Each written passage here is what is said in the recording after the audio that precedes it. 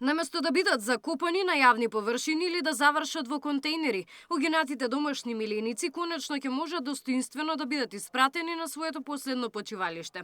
Надлежните институции дадоа зелено светло за изградба на гробишта за домашни миленици во општините, со што се отвара системско решение за долгогодишен проблем со кој се соочуваат граѓаните. Бројот на домашни миленици во државата се зголемува секој ден.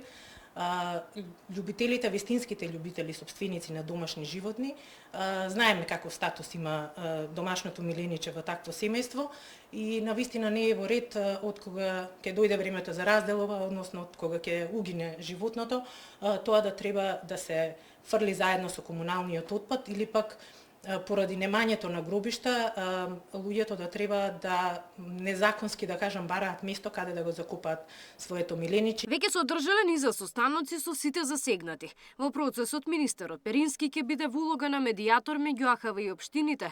Предстои процес на дефинирање локации во општините за изградба на гробиштата и планирање на потребната инфраструктура. После отстварувањето на тие состаноци и средби со регионалните директори и со градоначелниците на секоја општина и дефинирање на локациите, делот на Агенцијата за храна и ветеринарство е околу делот за нештетно уништување на производи од нуспроизводи од животинско потекло, додека останатиот дел си го презема локалната самоуправа околу изградбата и менаџирањето на гробиштата. Граѓаните ценат дека гробиштата за миленици се потребни за да се укине досегашната пракса да се закупуваат угинатите животни во паркот и наводно или пак да се фрлаат во контейнери. Нема. Ние имаме двор, некој нема двор, каде ќе ги закопаат? Ако светска потреба и ние треба да имаме миленици, треба да се копаме, зашто по дворишто да ги јадат сите работи. Дали треба да ги спала, дали треба, али нека се регулира и треба да има. Тоа е добра работа.